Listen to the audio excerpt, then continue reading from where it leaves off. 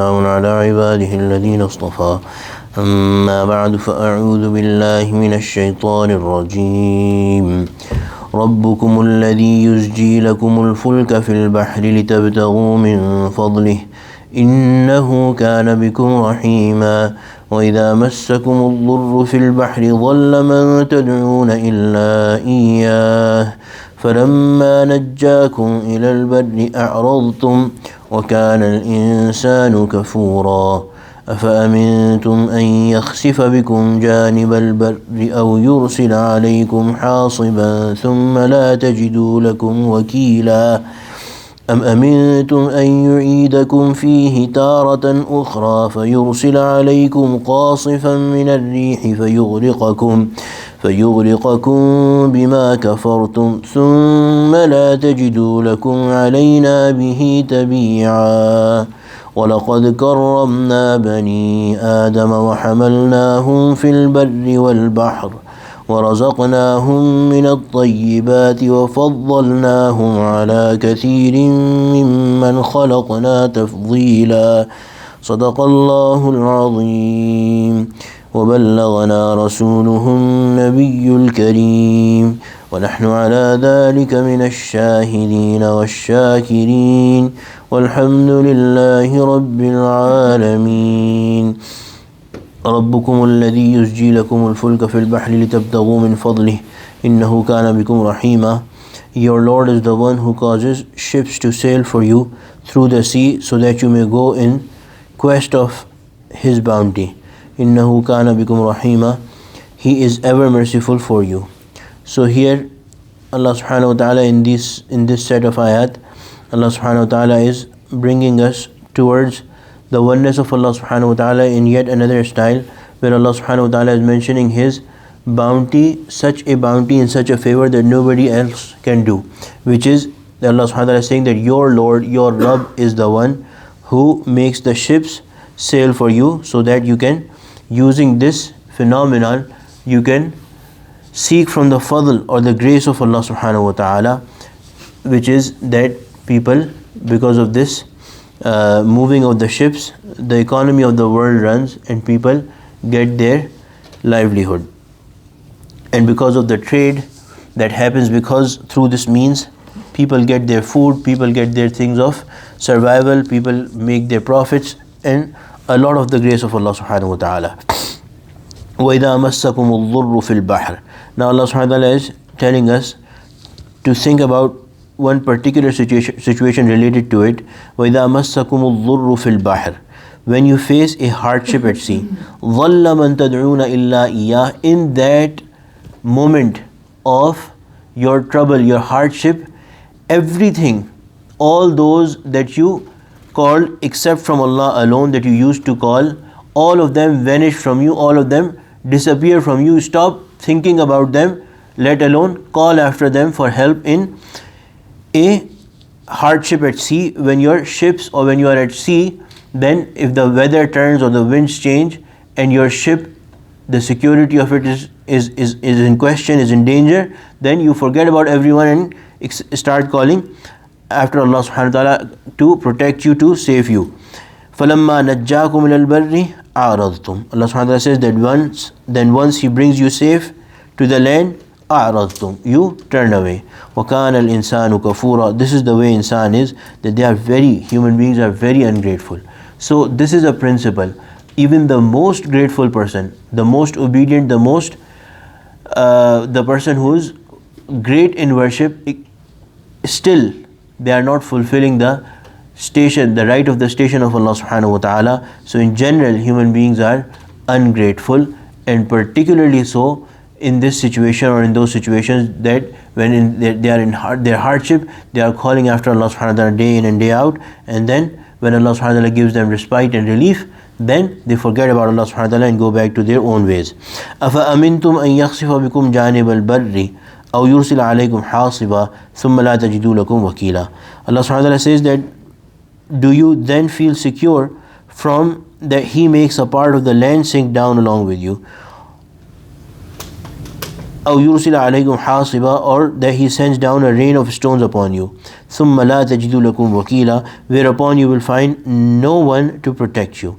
So the punishment for Allah subhanahu wa ta'ala, or the catching from Allah subhanahu wa ta'ala, is not restricted only to the sea.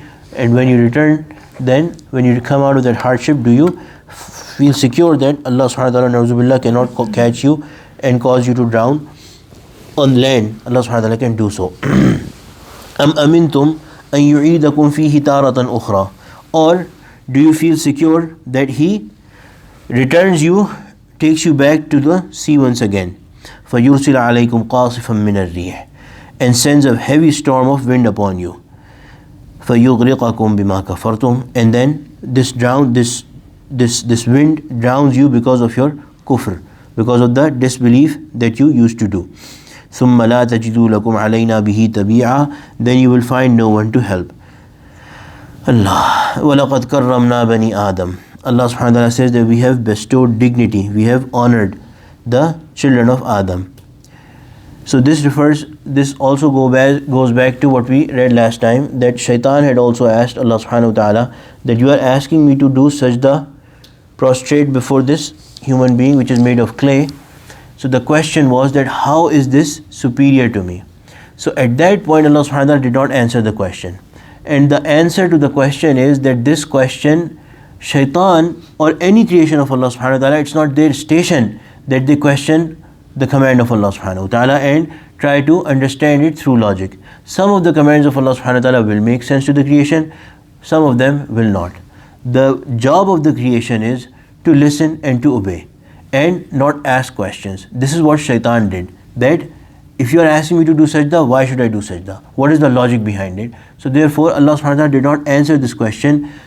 The only thing that matters is that this is the command of Allah subhanahu wa ta'ala. If he used to love Allah subhanahu wa ta'ala, then nothing else would have mattered for him. He would have gone in sajda, but he did not love Allah subhanahu wa ta'ala. He knew Allah subhanahu wa ta'ala. He worshipped Allah subhanahu wa ta'ala. He had knowledge of Allah subhanahu wa ta'ala, but he did not love Allah subhanahu wa ta'ala. Had he loved Allah subhanahu wa ta'ala, when you love someone, then their command is ultimate for you. You don't question, you don't argue, you don't find or ask the logic behind it. Whatever the beloved says, you do.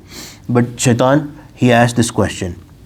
Anyway, here Allah subhanahu wa ta'ala is saying, وَلَقَدْ كَرَّمْنَا بَنِي آدَمَ, we have bestowed dignity or honored Bani Adam, children of Adam. وَحَمَلْنَاهُمْ فِي الْبَرِّ وَالْبَحْرِ, and Allah subhanahu wa ta'ala says that we have provided for them rides on land and in the sea. وَرَزَقْنَاهُمْ مِنَ الطَّيِّبَاتِ, and provided them with a variety of good things. وَفَضَّلْنَاهُمْ عَلَى كَثِيرٍ مِّمَّنْ خَلَقْنَا تَفْضِيلًا, and we have made them superior to many of those whom we created already with a superiority. So the discussion here that is mentioned is that Allah subhanahu wa ta'ala has made human beings the best of his creations, and this is one of the multiple ayat of the Quran that talks about it. Over animals, the superiority of human beings is very obvious. In fact, over jinn kind, it is also very obvious. The kind of intellect, first and foremost, and above everything else, that Allah subhanahu wa ta'ala has given to human being, Allah subhanahu wa ta'ala has not given it to any other creation. The human beings using this intellect are very different from other creations of Allah subhanahu wa ta'ala. They communicate, they use the things that have been provided in the earth. They in so many ways they are superior. For example, you look at animals, the way they eat, the way they communicate, it is all of a very primitive level, that whatever they have to eat, they will eat single foods. Human beings, using the intellect that they have, they would take this thing and this thing and that thing and then combine them and then cook them together and prepare a special food for themselves. Similarly, their communication, human beings communicate. The other creations, they also communicate, but they communicate with voice. But human beings are so intellectual, they have so much intellect that they can even communicate without speaking. They can write, they can even communicate with gestures and their body language. All of that is a proof that Allah subhanahu wa ta'ala has made human beings superior. Now the only creation that remains that about which the superiority over which the superiority of human beings is not clear is the angels. And the angels, because they are very close to Allah subhanahu wa ta'ala and they are always obedient to Allah subhanahu wa ta'ala. But human beings, those who are pious ones, they are even superior to common angels. The reason that is, Allah subhanahu wa ta'ala has created angels with obedience alone. So they do not have their own shahawat or their own desires within them. And the other animals, they have desire and shahawat but no intellect. But human being is that which has intellect and desire. And using their aql, their intellect, they hold themselves back. They recognize their Allah subhanahu wa ta'ala and they hold themselves back. They do not listen and submit and give in to all of their desires. And that is why, because of this sacrifice, because of this which is kept within them, that they have this tendency to sin. They have this fujur within them, and still they listen to Allah subhanahu wa ta'ala. They are superior to even the angels. Because obedience to angels, obedience comes without any challenge. For human beings, there's always a challenge in obeying Allah subhanahu wa ta'ala, and yet still they listen to Allah subhanahu wa ta'ala. From this we also understand that those human beings who do not listen to Allah subhanahu wa ta'ala and who live their life of their desire, that they only listen to the desire, then they are worse than animals. They are worse than animals. Allah subhanahu wa ta'ala has declared this in the Quran, that those who do not believe, they are ulaika kal an'am, they are like cattle. Bal hum adal, even worse than them, because even they to some extent are grateful to their owner, to their master who does bounty and mercy to them. So this is what human beings are.